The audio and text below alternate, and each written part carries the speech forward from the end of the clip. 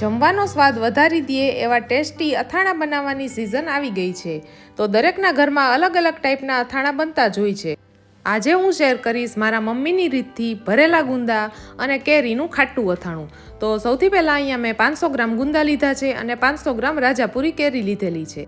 કેરી અને ગુંદાને સારી રીતે ધોઈને કોરા કરી લેવાના છે અને હવે છાલ ઉતારી અને તેનું આપણે જાડું એવું ખમણ બનાવવાનું છે।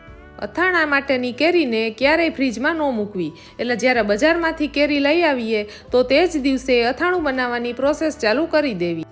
અહીંયા આપણે ગુંદાને ભરવાના હોવાથી બધી જ કેરીને ખમણી લીધી છે, પણ જો તમારે અથાણામાં ગુંદાના કટકા કરીને એડ કરવા હોય તો કેરીના પણ કટકા કરીને એડ કરી શકો છો। હવે આ છીણમાં આપણે 1 ચમચી મીઠું અને અડધી ચમચી હળદર એડ કરીને મિક્સ કરી લેવાનું છે। કેરીના છીણને 2 થી 3 કલાક માટે ઢાંકીને રહેવા દેવું।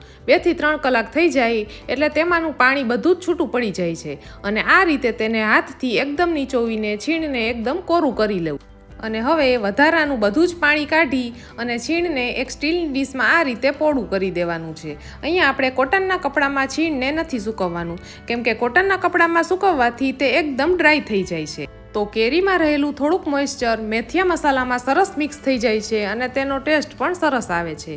અને હવે અહીંયા મેં 1.5 વાટકા સિંગ તેલને ગરમ કરવા માટે મૂકી દીધું છે।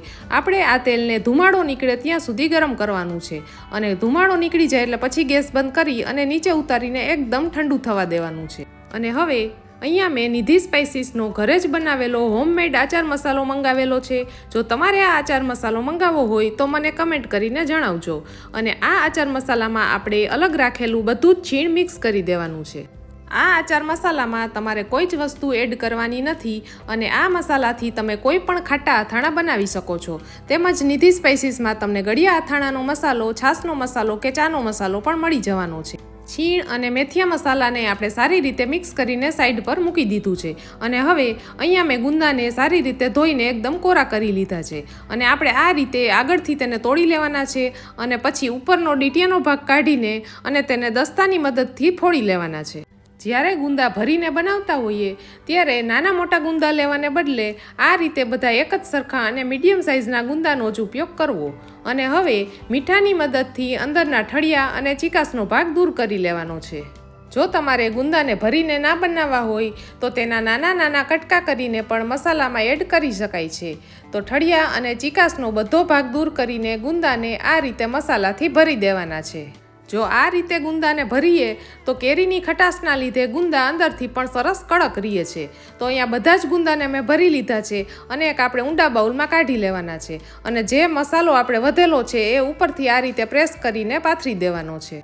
તો આ રીતે ગુંદાને 5 થી 6 કલાક માટે એમનેમ રહેવા દેવાના છે। 5-6 કલાક પછી ચેક કરીએ તો મસાલો અને ગુંદા સરસ મિક્સ થઈ ગયા છે। હવે એક કાચની ચોખ્ખી વળણીમાં આપણે આ રીતે અથાણાને પ્રેસ કરીને ભરી દેવાનું છે અને હવે ગરમ કરીને ઠંડુ કરેલું તેલ બરણીમાં રેડી દેવાનું। આ રીતે તેલ ઉપર સુધી રહે એ રીતે અથાણાને રાખવાથી અથાણું આખું વરસ એવું ને એવું જ રહે છે। તો તૈયાર છે ભરેલા ગુંદા અને કેરીનું ખાટું મીઠું અથાણું। જો તમને મારી આજની આ રેસીપી ગમી હોય તો લાઇક, શેર અને સબસ્ક્રાઈબ કરવાનું ભૂલતા નહીં। ફરી મળીશું, આવજો।